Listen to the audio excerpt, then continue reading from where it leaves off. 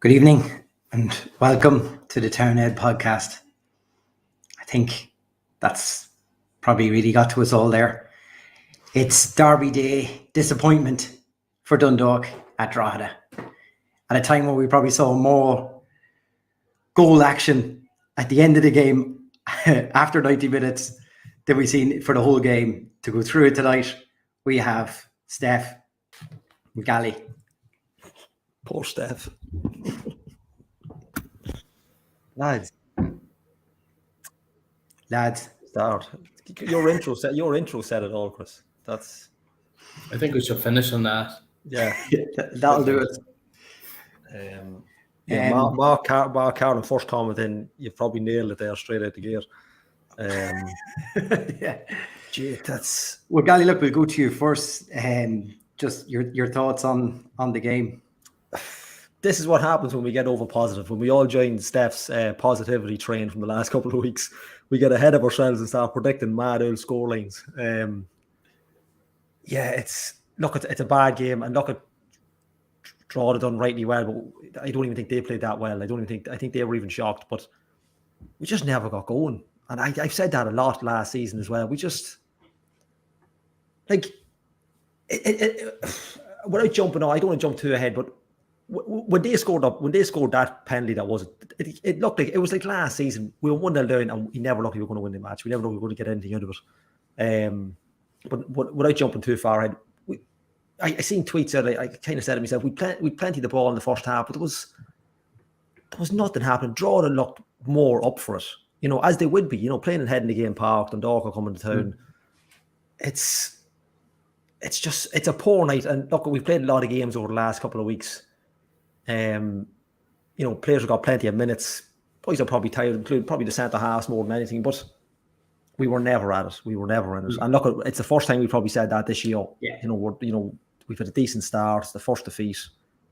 Probably couldn't have picked a worse spot other than Tala to get a first defeat. But yeah, look, we didn't deserve anything out of it. We just didn't. It just, what. We've played worse. We've played worse and gotten something out of games. We played similar to that last season and got something. But I don't know what you felt, but for me, like the best chance we had is the offside chance in the first half. Keeper was a great save, long was off a great save from Pat Hoban.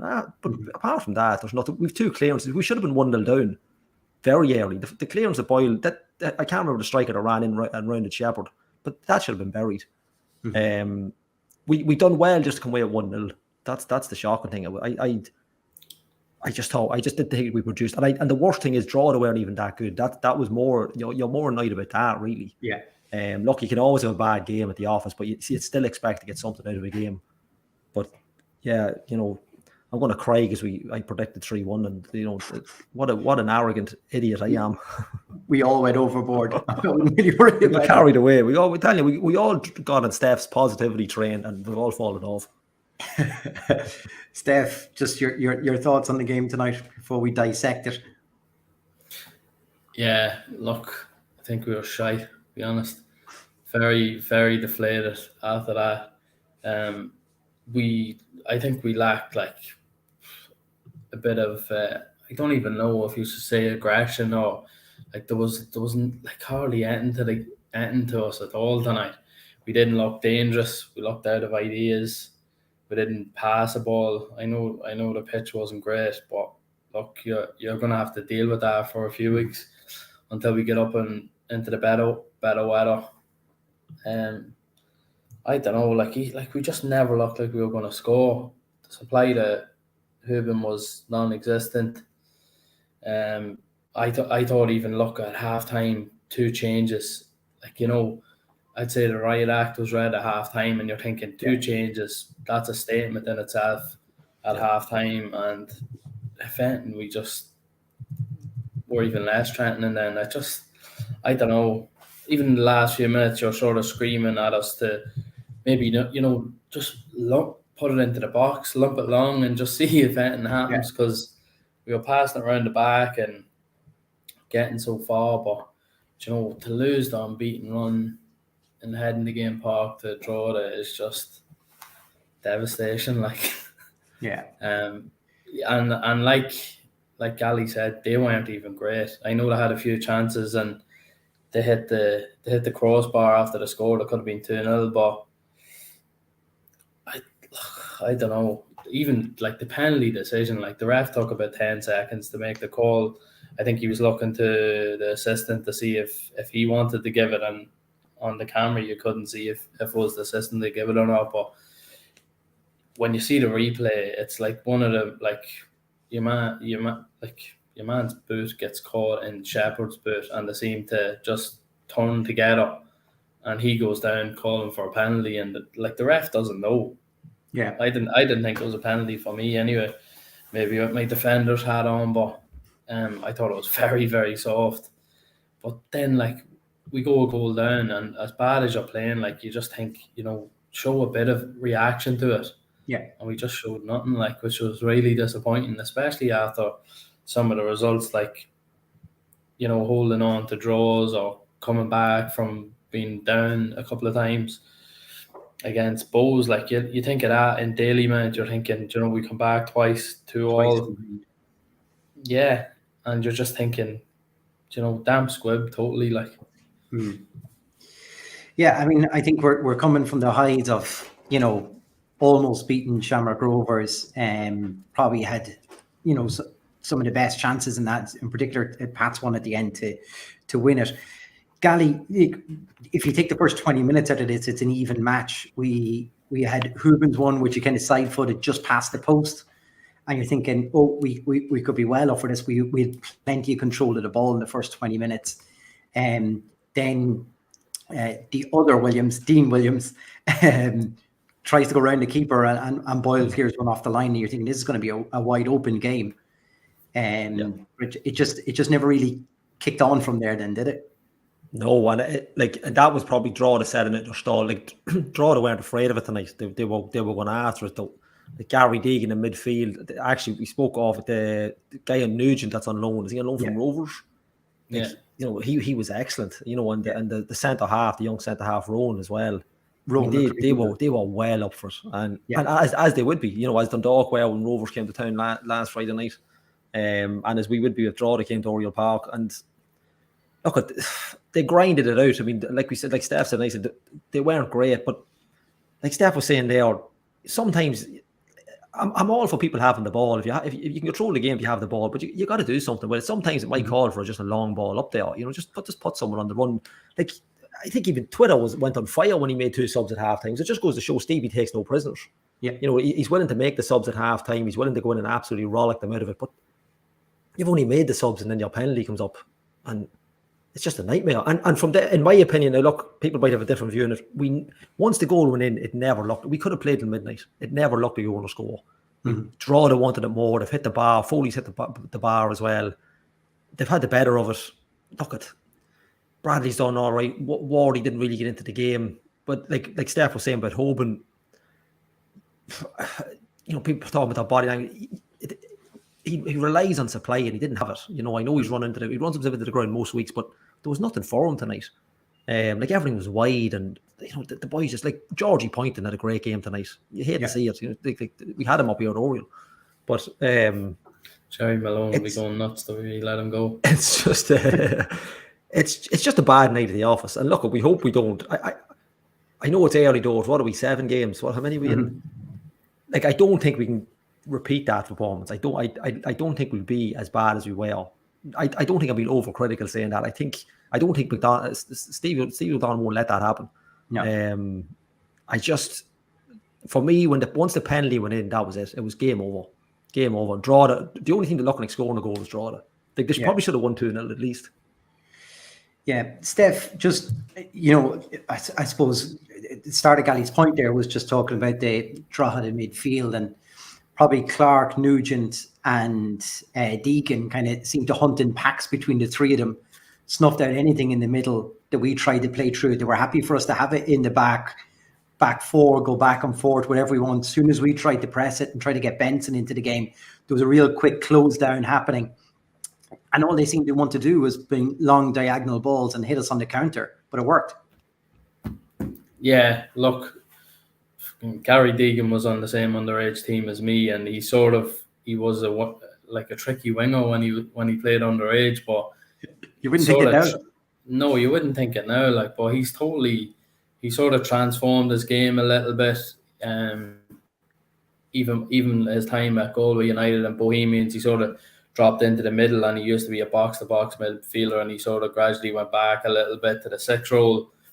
The later on he got in his career, but he can dictate a game, and like he set standards by his work rate, his closing down, and you can see him barking orders on the pitch. Like he's a real leader, and do you know what I mean? He's dogged in there. He closes people down. He makes it hard, and then he just does the simple thing.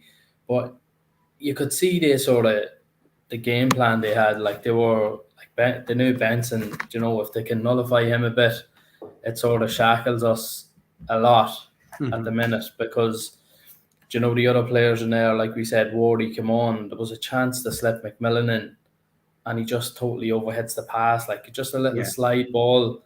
And McMillan's probably 1-on-1 because he was the right side of pointing to get in on goal. Little things like that. Even you know, at the start of, like, not too long into the game, I seen Dean Williams. He left one late on Conley. Like he's probably, I wouldn't say he's half his size, but like, do you know what I mean? He's a small man compared to Conley. Like Conley wins a header and he comes right through the back of him, and he was just saying, do you know what? You're not going to have a quiet night tonight. I'm going to be a nuisance. And, you know, his pace and stuff just annoyed the boys at the back as well as everything else. Like, but it was the likes of that. Like, we were missing a little bit of that, I thought. Yeah. Like, even, do you know, if you're not playing well, you can roll your sleeves up and you get stuck in. What I was always told when you were playing, like, if you're not having a good game, make sure the person you're marking or the person you're up against doesn't have a good game, or doesn't have an effect on it. Now, I'm not saying go out and foul them or anything like that, but do you know what I mean? Get stuck in the tackles, and do you know, like just like they like that little short clip. Like I was just thinking, do you know what? These are right up for the game, and why wouldn't we at home in the derby? But I thought we just missed that a little bit. Now maybe the game from Monday night sort of zapped us a little bit, but do you know, it shouldn't really yet. 7th game into the league, like we're professionals, like they're not even a professional outfit, and you know, we played on Monday night, good couple of days to recover, and you know, we just lacked a bit of a spark tonight. It was very disappointing, to be honest. Yeah. And Gally, just like Steph just said, you know, they had their game plan to play this, and if you take out, like probably Steph just said, we were probably bullied off it a little. You think of the amount of free kicks they gave us, but they're all in the middle of the park. They're fine. They can look after them then themselves, and that was pretty much their attack. They nullified everything we were coming through. They had to take a man. They took it, but it wasn't really in a vulnerable position. Sure, it wasn't. No, and like you were saying, the 3 lads in midfield, like, you know, Steph mentioned Gary Deegan. We mentioned Gary Deegan last season as well. Like probably one of the best signings Drogheda have made in the last decade is Gary Deegan. Yeah. But yeah, things are that bad, Patsy. Yeah, they are that bad. And many years ago, Georgie leave. Tongue in cheek on that one. It's even Dylan Hand coming on. I forgot to mention him as well. But they said it really well. They knew exactly what they were looking through. Like, you know, it's laugh. I was having a go Drogheda a couple of weeks ago saying they could be surprise relegation candidate. And that's what I get. That's what I get for mouthing off about them. But yeah, they just had it set out. And I'm not saying Dundalk didn't have any answer for them. Drogheda were just very good without the ball. They knew, and when they did get it, they were counter-attacking really well. Foley was outstanding. But the young lad at the back, I can't remember his first name. Is Rowan, is it? Rowan, He was 18 years of age. Unbelievable. Like, what a night to have a game like that. I don't know if he's played much this season. I'm not really paying attention. No, he has. Obviously, I've been covering a fair few drugs games. He's sensational. Yeah, I've seen him. Yeah, they seem to took him inside tonight and he wouldn't have normally played in a centre role, but I think, you know, let Massey be beside him, and Massey kind of was able to go toe to toe with Benson and probably protect him somewhat then from it too. Yeah. Like, and it really worked. But like even Benson was making great runs, but again, there was nothing. Like I say, when the 2 subs would come on at half, and he's right, we'd have a go now. Like, you know, this a good strong second half and be fine. It just never. It didn't materialize at all. That the subs really made no impact. You know, I don't want to get into having to go with players, but Sloggett wasn't great.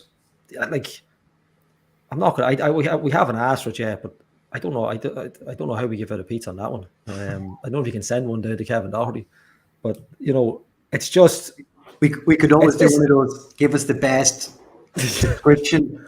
Maybe so. Maybe I think that's whoever what comes up with the best description of the game tonight can have a pizza. How about that for a change? Are we happy?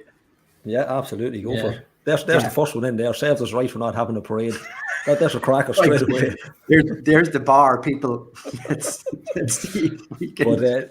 But getting back, Drogheda set up really well. I have to say it. Like I mentioned a couple of weeks ago, but Dara Doyle going in there as well. It seems to be a cracking coach, and they were set up excellent, and we just had nothing for them. It's when we created anything, they just had us sussed. Everything was, and there was nothing. Like McMillan come on, and you didn't even forget he was on. It's one of them nights. It's just, it's. You hope you don't repeat it. That's we're hoping right. That's the bad one out of the way for the first set of games. Let's just write it off and move on for next week. Yeah. So look, we come in at halftime, 0-0, just before Dane Massey had try to have a sneaky goal against us. With Martin, I think it was clearing off the line. But to come to the big moment of the match, Steph, I'll come to you first on this. Penalty or not, first and foremost? No, I've already said I don't think it's a penalty. Like it seemed to me like the two boots got like sort of tangled or something like that, and then I don't even know what's his name again, the Drogheda fella. Gally likes me. Nugent, yeah.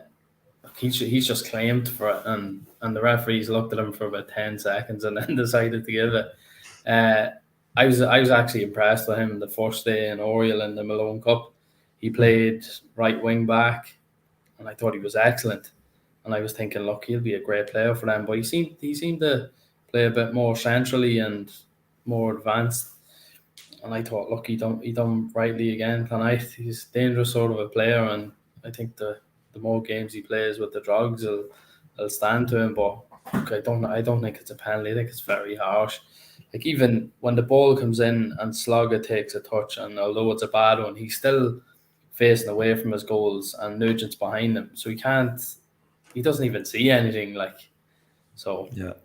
I think it's very harsh. It's not a penalty. Yeah, you'd have to look. I think you'd have to look at the assistant, like the referee as well. They've got to say something. I don't know if maybe the referee, that's why he was delayed. I can't see on the camera angle, but like between the two of them, you got to get that.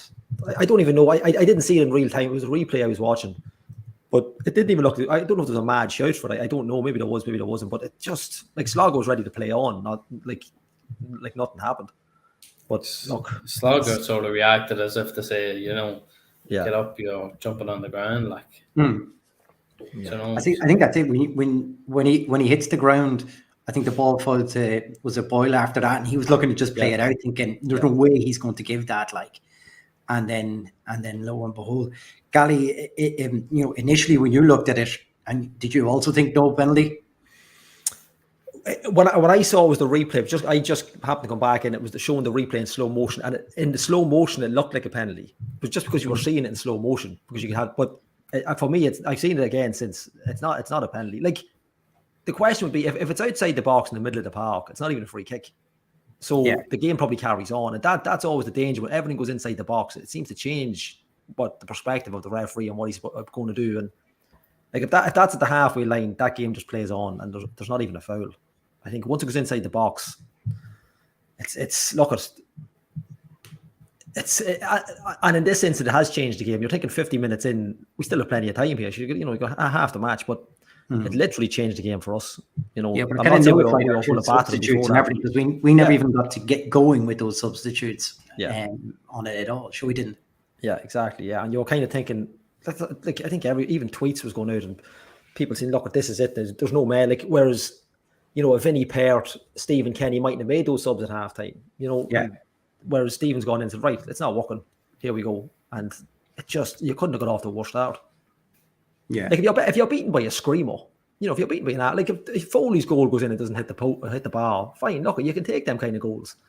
But when it's silly decisions like that, and what's worse is you don't really do anything to change the score. There was nothing really happening, and look, it's frustrating, and it's probably the first real annoyed night we've had. So look, if it's only the one, we'll be fine. Yeah, it's only UCD next. UCD, we do have a break at least before it. I suppose if we look our way throughout the team tonight, although we conceded another penalty, keeper wise, we didn't seem to be overly troubled tonight. Pretty straightforward after his heroics in the Shamrock Rovers match. Steph, like you can't really, there's nothing you could say tonight anyway to kind of back up his performance against Shamrock Rovers tonight. He was just pretty straightforward in everything he did tonight.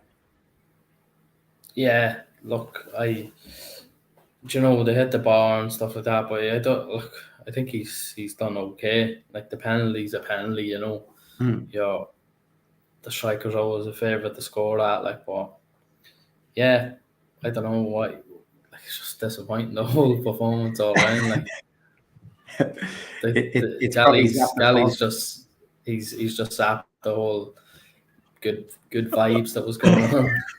I've let me have your moment. There's just so much reminiscent of last season here, lads, just going through my head. I know, and when we started the podcast, like, we're falling down this hole again. But I don't think it will. I don't think we'll have that problem. I just think it's one of those nights that. Yeah, I think it's an off night. Yeah. Yeah, exactly. Yeah, and I just see O'Donnell's done an interview there, so I'll be interested to see what he said as well. But look, it's just one of those nights that hasn't worked, and look, it's just a pity the game that it is. Like, as well. like on the flip side, when you look at it and you've just said it yourself, like, we've conceded 2 penalties in, like, what is it, 5 games? 7? Yeah, no, like, the last few games we've only conceded like 2 penalties. Like, so even open play we haven't conceded in like 5 games maybe. Yeah. And then it's just the killer, like they drop the points in Shells and then to lose this one as well. Like, this ends 0-0. I don't even think you're that disappointed as you are now, but just going behind and then not showing anything to get back into the game in the local derby. Just disappointing. Yeah. Gary, he seemed to play Martin and Hooben again. It worked out extremely well in the Shamrock Rovers game, but it just didn't seem to get going. There was the layoff for Hooben's shot. They just put past the post at the very start, but there wasn't a whole lot of linking up tonight. Sure, there wasn't.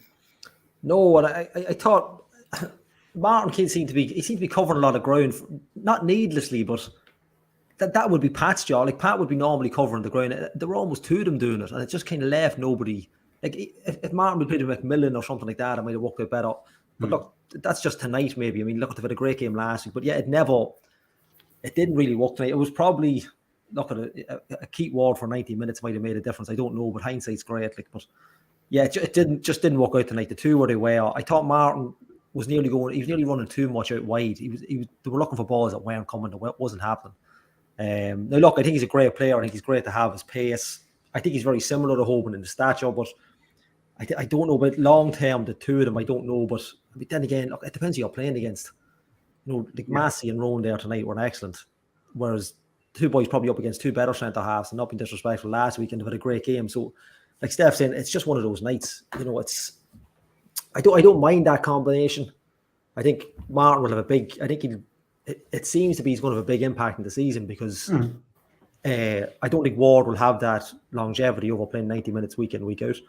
He's more of an impact player. So Martin could have a big say in the lineup going forward in the season. But whether he's great centrally, I don't think. Maybe the wing could be the job, or a replacement for Hoban should he get injured, touch wood.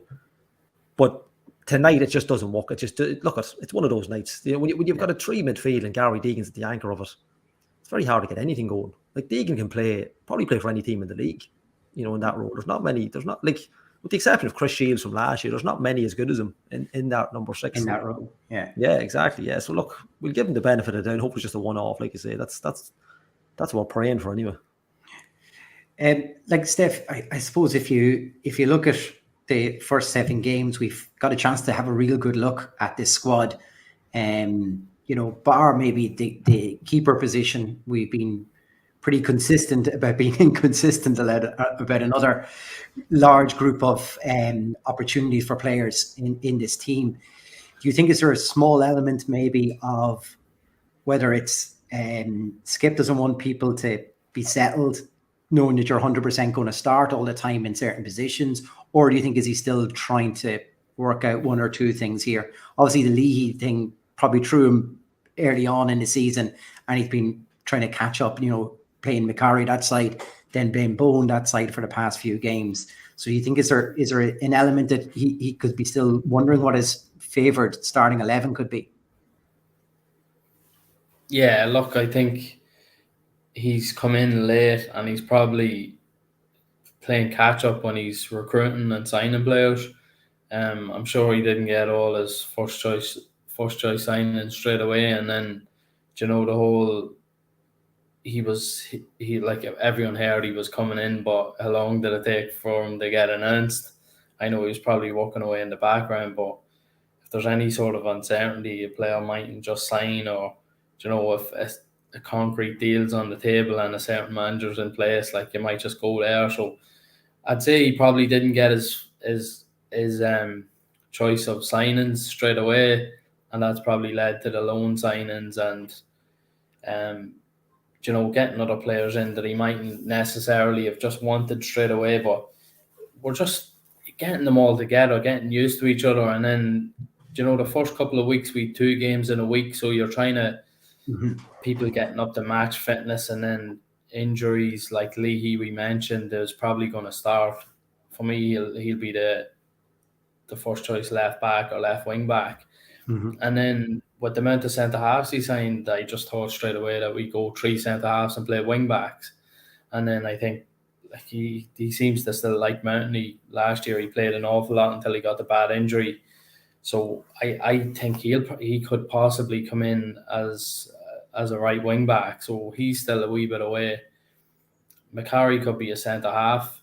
I think that's predominantly his position when in his youth career and stuff like that. So do you know what? He probably still doesn't have all the bodies back that he wants.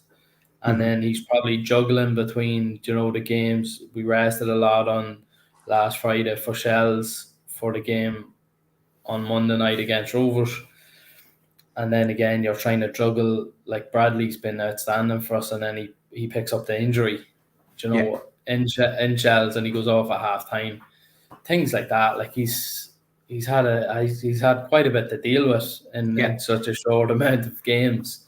But he's probably just trying to get the best team on the pitch at that certain time. I don't think he's got a chance to say, look, this is my nailed on starting team. Or 1 or 2 you can sort of slip in and out. I think he's tried to just keep the back line consistent as much as possible. We haven't seen many different changes. I know guards come in for one game, but he sort of built up the partnership between Connolly and Boyle as soon as Boyle came back after pre-season in the Drugs game, and then the fullbacks have sort of switched sides at times, but they've mainly stayed with Bone and Macari. Young Hanratty came in for one game on the left hand side, but that was probably to give Macari the breather. In midfield, I think he's like that's his position when he played, and that's the position we seem to be struggling the most with. The engine room, I don't know. I thought all the signs pointed to Doyle being one of the main players in the team, and for whatever reason he just hasn't just started right, or he's impressed me a few times. I've watched him, but do you know what I mean? If he's not starting games, maybe he's just taking his time to bed into the team like a few others. We're sort of relying on Benson creating a lot for if he doesn't create it, like tonight he got snuffed out. We just didn't create a whole pile at all. Even Ward coming on didn't have an impact. I thought he was a bit off the pace, and then Bradley's just coming back from the injury, so he's not a full tilt either. So he definitely doesn't know us. I don't think he probably has in his mind what his strongest team would be right now, but you know, for one reason or another, he hasn't been able to get them on the pitch, or they haven't been all up to speed at the same time. So, you know, it's going to take a while to bed in, and I think he was probably right, and we probably should have listened about being a little bit patient and not getting carried away, predicting 3-0 score lines, and you know, just something I'm going to have to look at myself, you know. Yeah, have a hard look at ourselves, I think, in the mirror after this. Gally, but, you know, at the same time, for whatever reason, at the start of this year, the fixtures are coming thick and heavy. I mean, there's 3 fixtures in a week again. Only one of them being at home too. I know it wasn't any real journey or anything today, but it just goes to show, you know, 1 or 2 injuries, like Steph said, you know, Bradley getting injured, Lee getting injured earlier on. All of a sudden, you know, he's pulling substitutes at half time, and, you know, probably trying to freshen things up a wee bit. It's bound to take its toll as well, especially, like I say, we were on such a high on Monday. To come to here now, it feels like a deflation on this side of it. But, you know, mentally and physically for the players, it's bound to take its toll to this kind of a lot of fixtures in a short space of time. Yeah, like, look, and it's the same for everybody. It's a strange when the league have done it, but I'd say probably they had thinking, right, we've had 2 years of COVID, let's get the league off to an absolute flyer with plenty of games. But then they go and take a break, and then they'll have a break in a couple of months as well in the summer. It's a strange one. Like, you know, whatever about Friday, Tuesday, you know, Friday, Monday, Friday. It's a tough outset, especially you're traveling. I know Finn Harps, I think the boys were racking up the miles already of Finn Harps playing 2 away matches. But yeah, look, I what's strange, not strange, but what didn't help, but we were signing players late, you know, like Steph was saying, we had, like, Bradley's not even there. Bradley's only there a couple of weeks and he's straight into the action. You know, a lot of these players come in late. McCarry was another one. But then Boyler had his surgery and he seemed to come straight into the team too. Yeah, exactly. And it's, you know, you're fighting uphill battles then straight away. Now, I don't think, you know, if we're talking about the best 11, it's not going to differ too much from what we've seen already. There's not going to be many kind of making an impact. But the good thing is he signed the likes of Hanratty. We've seen O'Kane come on a little bit, but Hanratty's got a game under his belt. You know, McCarry would still be classed as a youngster, really. I mean, considering what he's come over from. But it's just about getting it settled. Like, I think the idea was to play the games and get everybody off to, you know, get the league back on, get as much football in as we could. But for most teams it works. It just hasn't. You know, we've had a couple of injuries, but not, you know, it suits the likes of our Rovers, plenty of players. You know, Pats have a decent sized squad as well. And look, it's just been unlucky. But I mean, I don't think we've anybody, like, I don't think we have a squad where it should be a case of if someone doesn't play, we're lost. I don't think we have that squad this year. I think there's enough there that we should be able to get something out of most games. So I think Stevie's been shrewd. You know, he's shrewd operator when it comes to that. Like we've repeated before, he's got players that can play 2 positions. Pretty much everybody. Like Sam Bones can play right across the back, midfield if needed. He's played them all. He's like our John O'Shea. It's just, but I think, look, it's. If it goes for you, it's great. The more games, the better. If you're winning them all, it's you know, it's pot luck. We've had I wouldn't say a brilliant start. I know we've gone unbeaten, but we haven't exactly been banging in the goals. We had a good result against Finn Harps, but you know, it works for some clubs. It doesn't. You've seen at Rovers tonight. They've got an 85th minute equaliser. You've seen Derry tonight, 95th minute. Is it Chris Patching? 95th minute. Patching, yeah. So like, you know, it works for some, and we've just been on the other end of the stick of it. And look, we'll have a break now. They'll regroup. They'll probably train more now over the next couple of weeks than they probably have all season. But you know, maybe the break, maybe that result tonight comes a perfect time. What are we? Is it the 1st of April? The next one, is it? Yeah.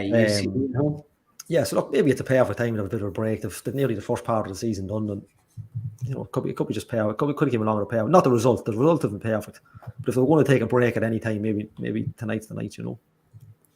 Yeah. Look, I think, Steph, it's probably a good time to just look back at these 7 games and say, where do we think we are? Is this, you know, like you say, with some late signings in, and you know, O'Donnell was very quick to suppress any mad notions that we might have had this year, and looking at how we've performed, he was probably right, because he probably knew games like this were going to come.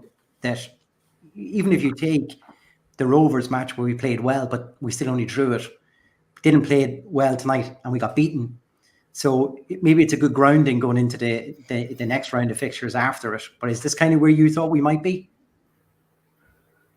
Yeah. I look from his point of view, being the manager. I don't like by him coming out and saying, you know, we're going to challenge or we're definitely going to be in the top three. It's not going to do him any favors. Whereas he's asking for patience. If you just take tonight's game in isolation, everyone's going to be doom and gloom straight away, thinking, you know, we're going to finish mid-table below, like bottom four and stuff like that. If you just take tonight's game, but then if you just took a Rovers game, you're going to go, geez, we're going to challenge for the league. So it's all about, you know, getting a balance of not getting too carried away. If you get a good performance or a good result, or you know, not getting too downhearted if you've a poor performance or a defeat. And look, he's more experienced than anybody.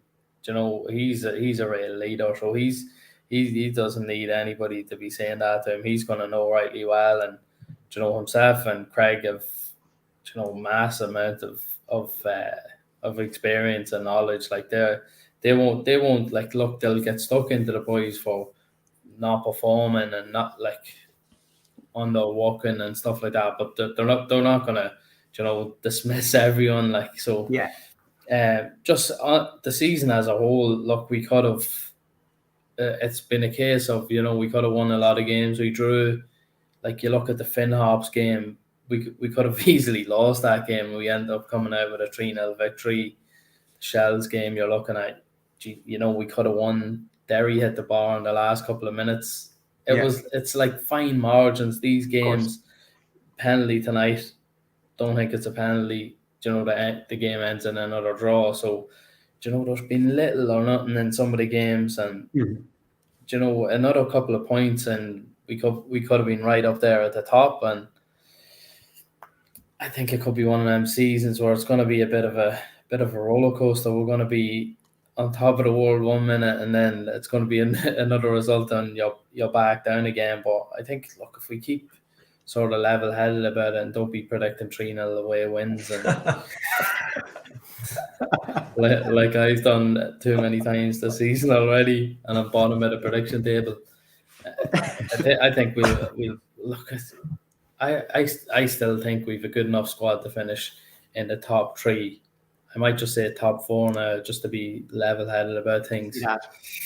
I like that. You're trying to level your expectations here. Yeah. Look, you learn from experiences, and you make calls like that, and you might have got carried away a wee bit, but I still think there's a great spine in that team, and there's some exciting players that just, like Bradley's shown us what he's got. You know, I think there's a whole lot more in the likes of Williams and Adams. We've Leahy to come in and strengthen up the back line, and you know, he's dangerous when he's on full tilt. He's dangerous when he goes forward. He's a good engine. He can pick out a pass. You know, I think he's excellent, and he's a number one fan in Ross as well in this house.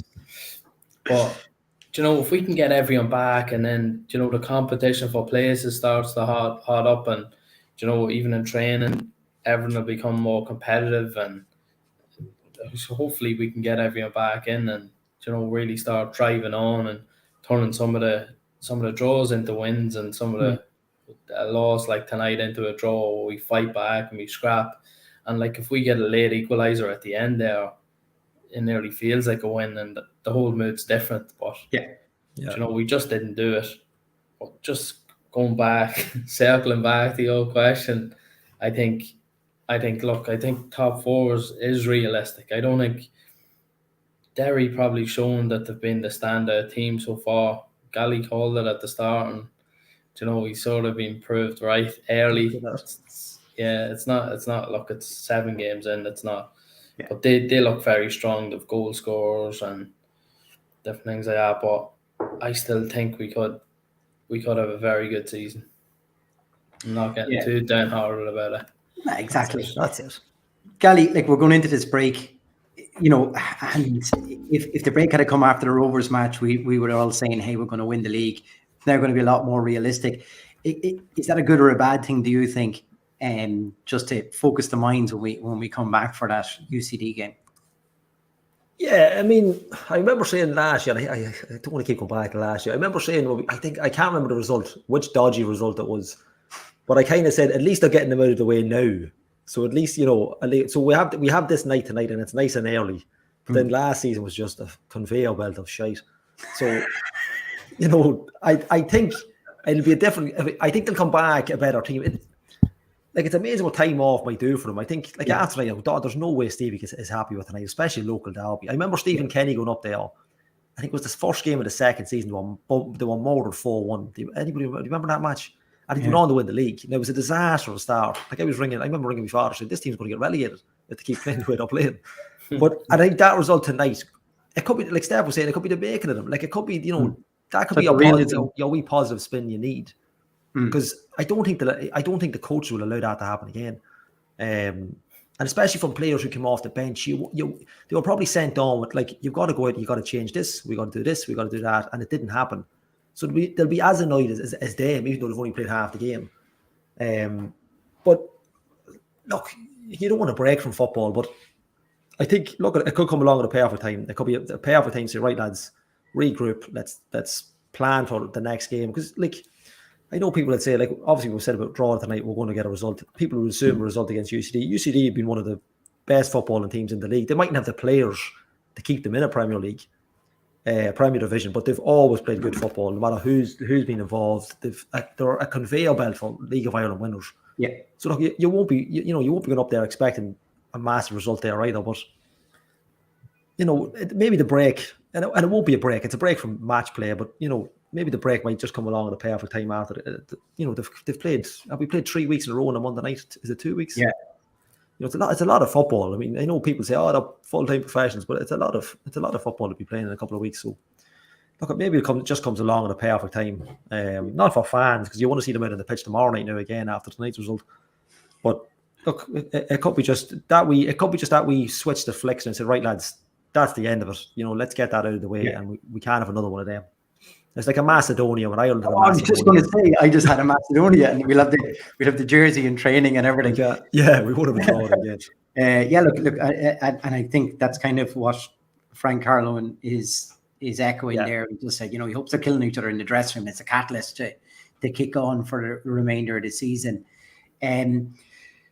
Steph, when one thing we're probably not seeing, although Pat just chalked up his 100th goal for the club, we're probably not seeing the best out of Hooben this year. Is that just because of the way we're playing, or could we do more to bring him into the game? We're seeing him, dropping deeper, linking up play. He's probably not being on the end of more than we would like. But is that just, we're used to having Duffy on the wing and we were probably spoiled for years. I don't know. But, do we think we need to find a new way to play him in more, or would Pat need to adapt his game slightly to get himself more chances, do you think? Yeah, I think he's, just for me anyway, he sort of adapted himself already, that he seems to be dropping deep and has his back to goal an awful lot. Whereas, he was nearly playing the last man before and he'd be looking to get in behind. And, I don't know if that's coming from a follow-on from last year or, we didn't seem to have any game plan at all. And, maybe he's got into maybe a habit of doing that, or I don't know what it is. It's sort of a thing, even the way Harry Kane used to play in the last defender, and he's sort of coming in now as well, and just don't seem to be creating the chances they used to be, getting in on the end of crosses. But then again, when you had Michael Duffy, he'd do the jink down the left hand side, and you just knew he was going to cut back and whip the ball to the back post. And you sort of build up a relationship with a player. And look, Michael Duffy's a special player, as we all know. And himself and Hooben sort of really hit it off. And the amount of assists and goals them two combined for was really, we really miss it anyway for a start. But, I think you're sort of still we're still looking at the likes of Adams and John Martin and saying you don't know what run they're going to make. You don't know if they're going to release a ball, if they're going to have a shot early. You're still trying to figure out. And I'd say Hubin's the same. Like, he's trying to figure out all these players as well. So Yeah. I think he has been playing a bit deeper, and he's been coming towards the ball a lot more than he used to. But regarding the chances and stuff like that, I don't know. I think they will come along. We just need to keep going. Like, I don't think we should be like any alarm bells ringing or anything like that. I think he is a goal scorer, and you just don't lose that. No, definitely. Sniff out a chance and whatever else. But yeah, look, it is a point to make. I think there's been a couple of comments tonight where, you know, the way he's captain now, and, you know, his attitude and stuff like that. But I don't know. I think everyone's had an off night tonight. So if you were to single out him, it would be harsh. Like, it'd be Pingu level of course. I was just going to say that with no Pingu here tonight. Yeah, I think. Look, he left one on the young keeper, and I'd say it was in the back of his mind that, do you know, if it came to a 50-50 then the second half, the keeper might shy away from it. I'd say in the back of his head he was probably thinking that, and that's why he sort of let him know he was there. Yeah, just, you know, we never created the chances, and he hasn't got in on goal. But yeah, look, I think he sort of adapted slightly, and if there's anyone that's going to get the best out of him, because they had a great relationship when they played together, is Stevie. So hopefully we can start seeing the best of Hoban. Yeah, I call him Hubin and Hoban there. So, well, he says Hubin. You're going to call him by whatever name he calls himself. I mean, look, Ali, if Pingu is here, he'd be having a field day. That Hubin didn't get enough chances tonight, and cuts a frustration figure. But I think, like Steph says there, you know, there's probably a bit of adaptation needed from Pat and the team to bring him in more and him to get more chances. You know, you can understand why he can get frustrated at times. Yeah, like, as everybody knows, and even if you're not a Dundalk fan, he's one of the most impatient players that you'll see on a football field. Like I don't know what game it was. I don't know if it was pre-season, but it almost looked like he was playing in midfield. He was coming that deep for the ball. Like, he spent most of the time standing beside the likes of a Sloggett, Williams in midfield, looking for the ball, because it just wasn't coming to his feet. So he was obviously looking to come in and make a work for himself. But yeah, look, it's, like Steph says, the chances have to be there for him. You got to be playing him in. Like, that's what they live off. You know, now, like, and he's probably under more pressure because he's got the armband as well. No, I didn't see that coming now, to be honest. I didn't think he'd be in as a vice captain, but I'd say it's more pressure on him because he puts enough pressure on himself with this target in mind. And he hit 100 goals last week or the week before, and he's got the target in mind. And I don't know whether it's the best time to put more pressure on him, and he probably feels more pressure, like he should be maybe covering more ground and stuff like that. And that's why maybe I don't accuse him of going missing, but he probably wants to cover every blade to get the ball at his feet as quick as possible to make stuff happen. And that can his own kind of self-pressure without the manager and the fans putting anything on him. But look, once he starts again, it won't be an issue. I mean, I think, you know, like, I know he's missed a penalty. He's got, you know, tonight, it's just not his night. It's just not anybody's night for passing the ball. They couldn't get anything to feet. To see Pingu there. Welcome to the show, Pingu. But yeah, look, it's just not his night. I wouldn't be right. Like, I mean, how can you write off someone like that? You can't be. And the thing is, like, you're probably talking about the best. He's still the best striker in the league. There is, like, yeah, you wouldn't trade him for anyone else in the league. Yeah, with the exception, like, maybe Owen Doyle on fire, like, you know, that. But that's even that. I don't think I'd trade him for anybody. Like, I mean, on his day, there's nobody that can live with him. Yeah. So it's just a matter of just getting it settled. Like Steph was saying earlier on, the squad is to settle. Everybody knows, like, you know, jink runs, whatever you're having, you know, John Martin running off and not running off. That needs to all be learned over the next couple of weeks. And I think once he starts firing again, we really won't have a problem. I don't think it's more. That was more team issue tonight. Just nobody. I think everybody was just draining off each other, and it just wasn't happening at all tonight. And it's just one of those nights. Yeah. For the benefit of everyone else listening, Dean has come in and said that he's playing well this year, working harder than previous seasons, just so we I don't care for the last line of his comment there, Chris. I took it off before I read it. We have modes there. We have modes with that one. I think he's still sour about me saying that to him last week, and he's just. I think he's just sour directed it towards you, Chris. I think he's sour. It just wasn't 2-1 again, and for like the third, fourth week in a row. Before we come to our pizza competition, I think, lads, we're probably down between Patsy with we're ruining letting Georgie Ponting go, and serves us right for not having the parade. So anyone else wants to throw in any other comments for the match description for the match tonight, we'll throw that in the pot for our pizza competition tonight. Just have a quick look at the table, lads, as it lies at the moment. So Gally's prediction with Derry this year, bang on where they should be, Gally, at the moment. 6 games played, 14 points. They're top. Sligo behind them on 12 points. Then Pats after that on 12 points. Shamrock Rovers 11 points, and a gap of 3 down to ourselves in banging middle of the table there. Position 5, can't ask for more than that. For the first round of games, not bad. Then Bows behind us by a point. Shelburne, Drogheda 6 points each after that, and then Finn Harps 5 and UCD at the bottom. Finn Harps won tonight, did they? Yeah, didn't they? They won 3-0 tonight. Wow, yeah. 3-0, yeah, away. All he's at it again. Yeah, but sure, look, that's what he does, isn't it? That's exactly what he does. Someone better get him a League of Ireland TV pass quickly. I know. I actually read a bit of him today. He's still coaching at FEI schools as well. Unbelievable. I just seen a piece of him today. He's still coaching away. Like, what a ledge. He just never has a day off, does he? No, never. Doesn't look like a man that takes a day off, I know. No. Yeah, very much so. So I suppose we'll have a quick talk on our predictions now for the UCD game. Oh, wished. Who wants to go first on this one? I'll go.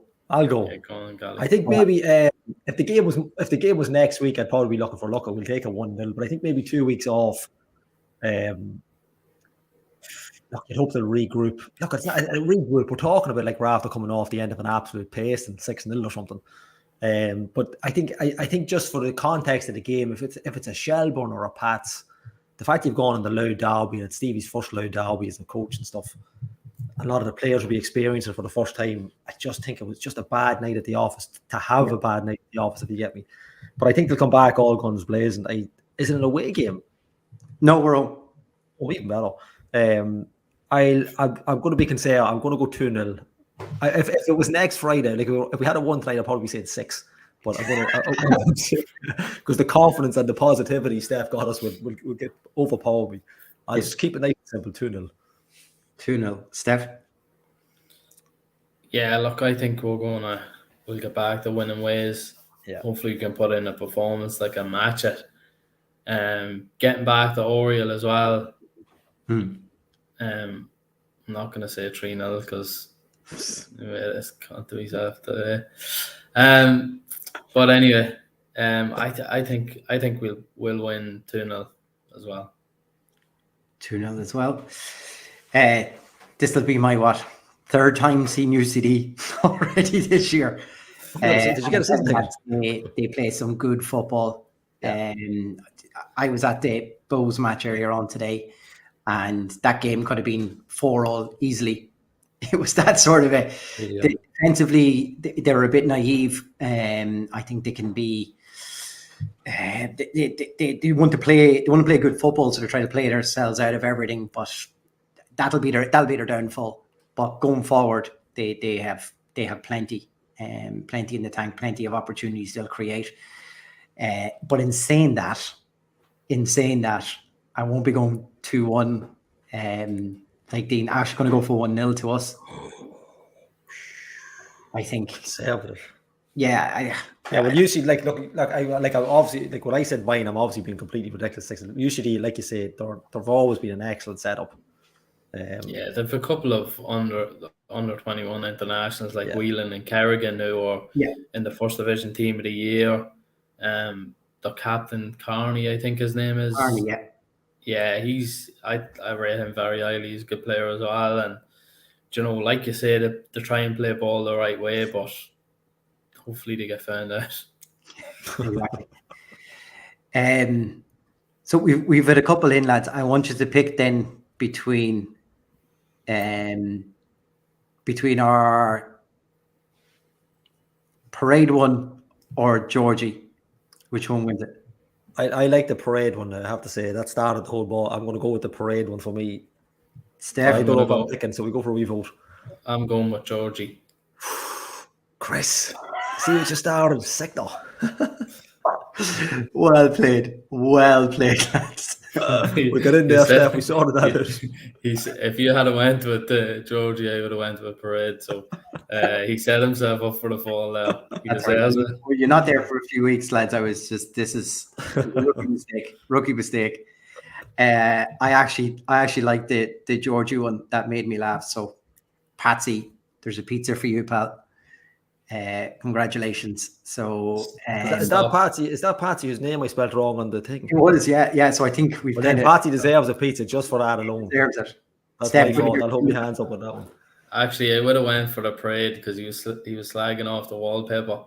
Yeah. Gonna have to get into one of the paint jobs around the town. Yeah, so he still loves it. He still loves the wallpaper. He can have. Here we go. We could get a sample of that and send it inside the pizza box for him. That would just make his day, I'm sure. I think it would be for of us not to mention certain things that happen at the end of the match there tonight. So we probably all seen on social media there. James Rogers had a video up, and a lot of people have messaged in about it as well, about the invasion from what looked like the Drogheda United fans onto the pitch to gloat, I suppose, at the away end, and it's seen a couple of our lads jump the barrier then to throw a couple of punches. It's not what we want to see, lads, is it? At all. And it's like we've had problems with stuff outside the grounds already this year. We definitely don't want to see it on the pitch at the end from fans either, do we, Gally? No, and look, we've got I think it's James Rogers that has the video up. On the video, it looks like now some people are saying they've let the fans go at the same time, which if that's happened, that's ridiculous. But I mean, they haven't let them go across the field, so I don't really know what's happened there. But it does look like, and I wasn't at it, so I can't say, but it does look like draw the fans come towards them.